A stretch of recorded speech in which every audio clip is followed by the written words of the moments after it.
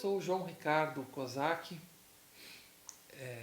formado em Psicologia pela PUC, me formei em 1994, na PUC aqui de São Paulo, e eu me lembro no primeiro dia de aula que os professores sempre diziam: João, se prepara porque todo mundo vai te perguntar um dia ou em vários dias por que psicologia, né?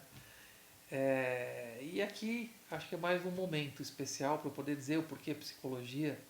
Porque psicologia, é, eu convivi com muitos amigos dos meus pais que eram psicólogos. Eu sempre gostei de entender ou procurar entender a mente humana, que não é uma coisa tão fácil. Sempre fui um amigo nos tempos de colégio que escutava os outros colegas e os dramas dos namoros, dos rompimentos, dos dramas emocionais. Sempre fui um amigo que dava o colo, o ouvido para poder ajudar um amigo, enfim, né, um colega da escola. Sempre gostei, né, de me aproximar dessas questões humanas, dessas questões emocionais, tudo isso me cativa, né? E a faculdade de psicologia, a qual eu nunca tive dúvida, né, que era isso mesmo que eu queria fazer.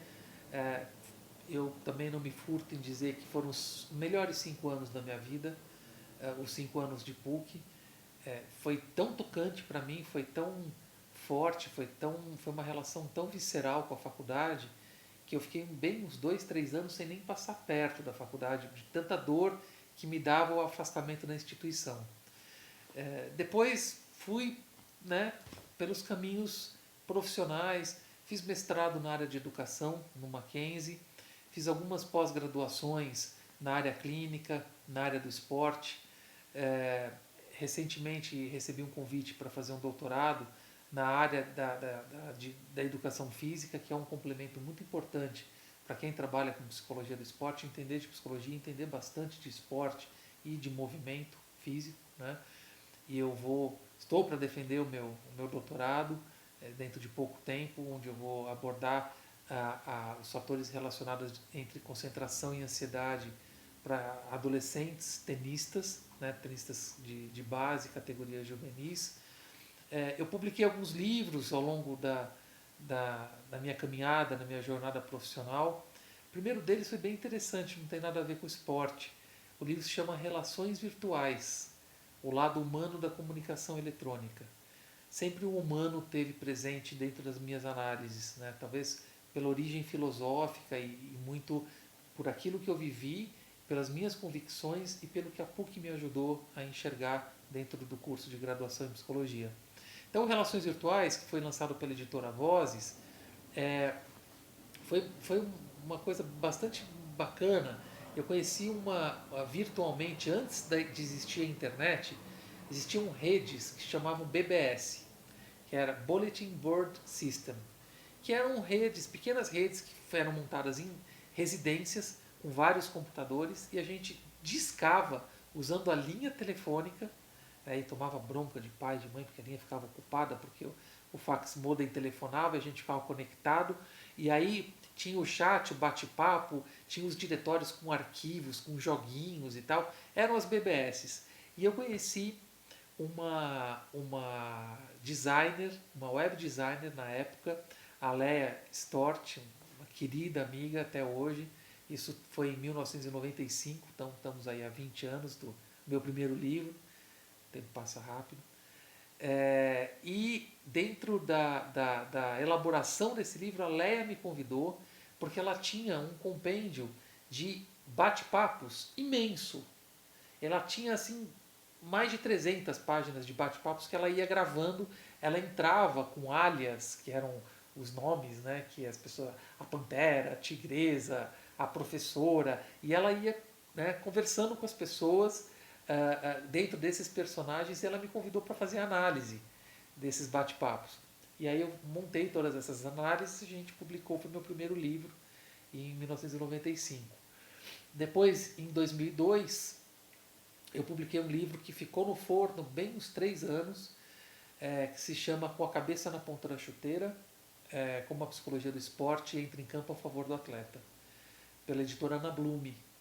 Esse foi o primeiro livro de psicologia do esporte. O segundo foi em 2005, que se chama Psicologia do Esporte, Clínica, Alta Performance e Atividade Física, também pela editora Ana Blume. E o ano passado eu publiquei um pela editora Roca, Grupo GEM, que se chama Psicologia do Esporte, Atleta e Ser Humano, de novo humano, em Ação, que é um livro em que eu contei com a ajuda de muitos alunos do meu curso de formação. Eu dou aula vai fazer 17 anos agora esse ano, para alunos e profissionais de psicologia do esporte, educação física e outras áreas vinculadas ao esporte. É um curso que ocorre aos sábados, uma vez por mês, e vem pessoas de outros estados, outras cidades, inclusive de outros países. A turma que a gente está agora tem 2 uruguaios e um argentino, então eu fico muito feliz de receber pessoas, um reconhecimento de um esforço, né, que vem sendo um esforço hercúleo para poder representar bem a psicologia. Né? Eu não tenho filhos, né, mas de alguma forma eu acho que eu adotei a psicologia do esporte como uma filha, né, meio ovelha negra, porque ela não se comporta muito bem, é difícil, né, de fazê-la reconhecida, mas eu tenho uma paixão, eu tenho uma doação muito grande, posso dizer que eu amo o que eu faço. Né, e dentro daquele ditado da alegria e da felicidade, a gente sempre diz, né, faça e trabalhe aquilo com que você ama, para nunca você precisar ter que trabalhar. Né? E aquelas pessoas que ficam, graças a Deus que a sexta-feira chegou, eu convido por essas pessoas para que elas façam realmente uma viagem interna para entender o porquê que a sexta-feira é tão importante e se os outros dias também não são importantes e não são alegres como a sexta-feira. Eu posso dizer da minha parte que eu fico muito feliz às sextas-feiras. Hoje, inclusive, é uma sexta-feira. A gente está aqui conversando e amanhã, sábado, eu vou dar aula de psicologia do esporte para um grupo de 65 pessoas e que eu estou muito animado porque amanhã é dia de dar aula e é sábado. Então, eu acho que é importante a gente ter alegria naquilo que a gente faz. E eu não me vejo e nunca me vi fazendo nada diferente do que trabalhar com psicologia, estudar psicologia, pesquisar psicologia e poder me unir aos aspectos humanos da existência. Obrigado a todos. Um abraço. A música já diz, né, porque Narciso acha feio que não é espelho. E as academias de ginástica deitam e rolam dentro dessa ideologia. E aí a gente começa a pensar quais são os lugares e quais são as ações que teoricamente deveriam gerar, promover, prevenir em termos de saúde, de bem-estar, né, de qualidade de vida, e que no final o tiro acaba saindo pela culatra e isso, né, expõe maiores as feridas, expõe situações delicadas do ser humano, que dificulta ainda mais o encontro dele com os próprios conceitos, com a própria identidade. Então, a questão da academia é muito interessante, é muito importante que se faça exercício físico, claro que é, mas as instituições precisariam estar um pouco mais conscientes de que uma população muito grande acaba procurando as academias para fugir de um problema, né? Sem o foco principal da busca pela saúde ou autoestima.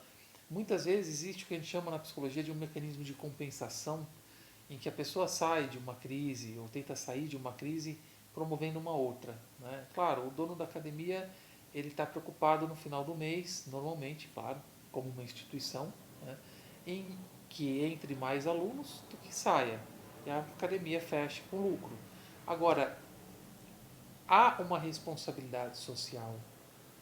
Há uma responsabilidade social indiscutível no processo não só das academias, como nos clubes de futebol.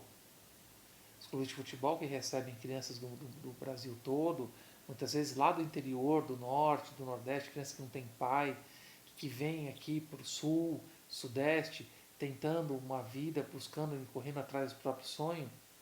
Claro que o clube tem uma responsabilidade social. É preciso um trabalho de assistência social, de psicologia com essas crianças, com esses garotos. Assim como nas academias de ginástica. É fundamental que se tenha a presença de um psicólogo até para que ele possa orientar os personal trainers, os professores de educação física, sobre os perfis de personalidade preponderantes que tem dentro daquela instituição. Né? Fazendo isso, a academia vai, de uma vez só, promover a saúde, atender ao requisito de responsabilidade social, exercer a responsabilidade social e, ao mesmo tempo, e certamente, os alunos tendo um apoio, um conhecimento e um acompanhamento mais próximo, mais pessoal, certamente o número de adesão e de indicações vai aumentar. Então, ganhariam todos com a presença de psicólogos do esporte associados ao trabalho dos educadores físicos. Afinal, mente e corpo formam uma unidade. Você não pode desvincular, não pode dicotomizar mente para um lado, corpo para o outro. Na época o cartesianismo, a dicotomia de Descartes na visão do ser humano era justamente isso. Na visão de Descartes, mente para um lado, corpo para o outro. Quer dizer, a alma e o corpo. Hoje em dia, globaliza-se tudo, não é mesmo? Tudo é globalizado. Então, por que o ser humano não pode ser globalizado também? Mente, corpo e alma. Tá certo? Então, essa questão que une a busca da saúde com os apelos da mídia, por exemplo. Houve anos atrás uma academia que fez uma propaganda que, na minha opinião, foi bastante infeliz, que era uma propaganda de verão, próxima de verão, que dizia: você prefere ser uma baleia ou uma sereia? Né? E um apelo absolutamente perverso, eu diria, midiático, né? E que depois criou-se uma contra-propaganda que eu achei bárbaro, dizendo os aspectos da afetividade, da sociabilidade das baleias, do isolacionismo da sereia, da tristeza, da melancolia da sereia. Quer dizer, criou-se uma contra-propaganda, porque as pessoas ficaram tão chocadas com o que aquela academia fez, né? E eu fico me perguntando aqui, quando que as pessoas inconscientemente acabam agindo dessa forma, né? Preocupadas excessivamente com o peso, com as formas, e como isso tem um link direto com a possibilidade de ser aceita socialmente. Os fatores afetivos estão diretamente ligados a essa formulação social e cultural, que as academias estimulam ao máximo, né, porque elas entendem que fazendo isso elas vão capitalizar e rentabilizar muito mais os seus negócios. Né. Então, a gente vive num mundo em que o conceito de saúde e o conceito de cura, eles precisam ser analisados, né, e precisam ser contextualizados de uma forma isolada e o mais pessoal possível. Quer dizer, o que é saúde? O que é viver com saúde? Qual é a função da saúde para o ser humano? A saúde mental, você ter bons pensamentos, você ter boas ideias, você traduzir aquilo que você vê, aquilo que você vive, em bons horizontes, em ter boas esperanças, em poder ter uma convivência boa consigo mesmo durante o dia, ter bons sonhos quando você consegue dormir, quando você encosta a cabeça no travesseiro, você já ter, pelo menos do dia, ter resolvido todas as pendências para você poder fechar os olhos e ter um sono reparador, um sono tranquilo, que vai te gerar saúde.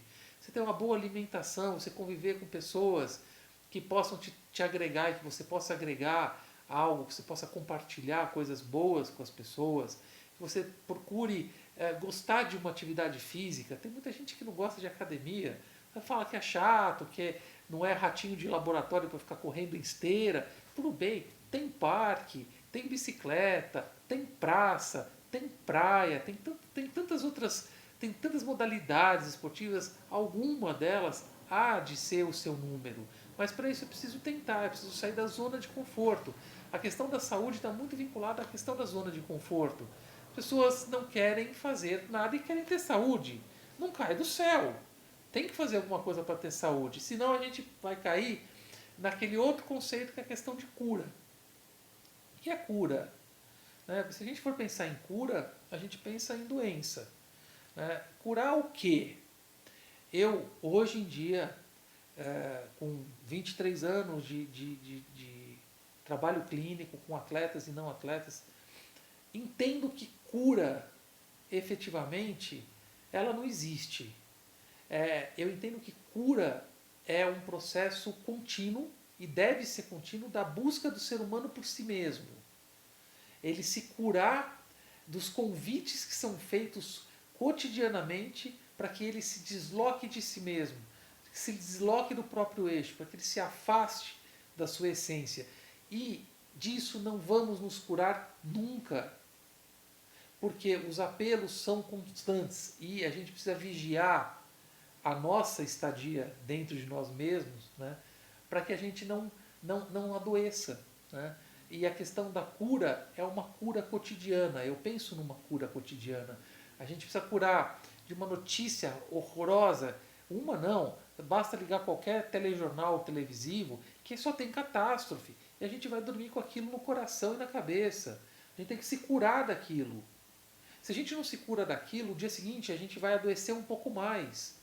Então, a gente vive, infelizmente, numa sociedade, numa cultura de adoecimento de muitos valores espirituais, energéticos, psicológicos, sociais. Então, a cura, para mim, eu tenho ela como um processo contínuo de qualidade de vida, de busca pela qualidade de vida e, acima de tudo, de um querer maior, né, de poder estar bem nesse mundo, estar bem no corpo, né, que a gente tem, nas nossas ideias, nas nossas convicções e, consequentemente, poder ajudar as pessoas que a gente tem por perto, ter bons amigos, né, conviver bem com o meio social, com o meio profissional, para daí sim a gente ter uma saúde e ter uma possibilidade de vida melhor, né, dentro de um mundo que está com a luz amarela acesa em diversos setores, principalmente no campo humano da existência.